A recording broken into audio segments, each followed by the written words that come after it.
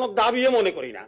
ওই 3 দফার যদি একটা অক্ষরও যদি আমাদের বিরুদ্ধে যায়, বাংলাদেশের ডিপ্লোমা ইঞ্জিনিয়াররা নিয়মতান্ত্রিক আন্দোলন বিশ্বাস করে, কিন্তু আমরা যদি অন্যভাবে আন্দোলন শুরু করি এই দেশ কমপ্লিটলি প্রবলেম হয়ে যাবে। আপনারা ভালো করে জানেন, বিদ্যুৎ, পানি, গ্যাস, রেল সব আমরাই নিয়ন্ত্রণ করি।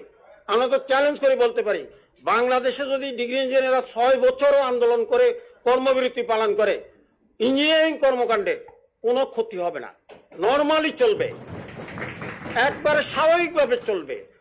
তারা মেধাবী, মেধায় কি আবিষ্কার করেছে আপনারা জানেন।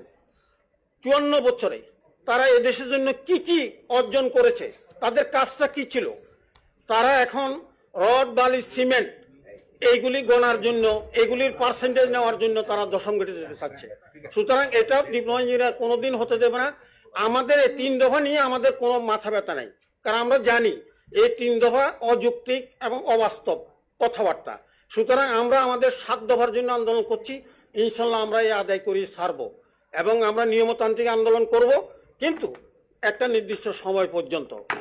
আমরা যদি 15 লক্ষ ডিপ্লোমা ইঞ্জিনিয়ার ঢাকা শহরে যদি আমরা, তারা লং মার্চ ঢাকা বলছে, আমরা যদি এরকম একটা কর্মসূচি নিয়ে আসি, তাহলে ঢাকা শহরের কি অবস্থা আপনারাই ভাবেন। ওরা তো শাহবাগ বন্ধ করছে, আমরা ঢাকা শহরের চতুর্দিক বন্ধ করার ক্ষমতা লোক আমাদের আছে।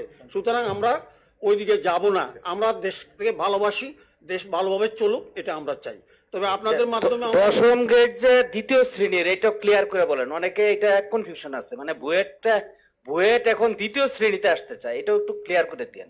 তারা আমাদেরকে বলে টেকনিশিয়ান, কিন্তু ওরা টেকনিশিয়ানের পদ দখল করার জন্য তারা দশম গ্রেডকে ওপেন করতে চায়। তাদের স্ববিরোধী, এই দাবিগুলি কমপ্লিট স্ববিরোধী এবং অযৌক্তিক। এটা ওদের দাবির সাথে কথার কোনো মানে মিল নাই।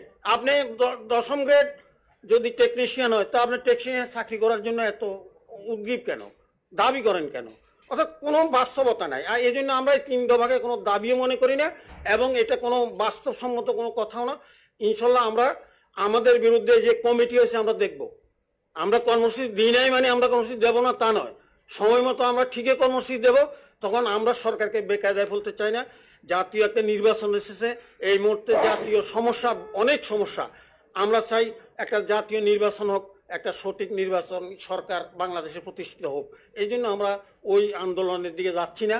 কিন্তু আমাদের বিরুদ্ধে গেলেই উপদেষ্টা পরিষদ বলেন আর যাই বলেন, কিন্তু আমরা কোনো ছাড় দেব না। আমাদের এই 3 দফার বিরুদ্ধে আমাদের বিপদে কোনো কার্যক্রম গ্রহণ করলে আমরা তার প্রতিরোধ গড়ে তুলব ইনশাল্লাহ। ধন্যবাদ সবাইকে।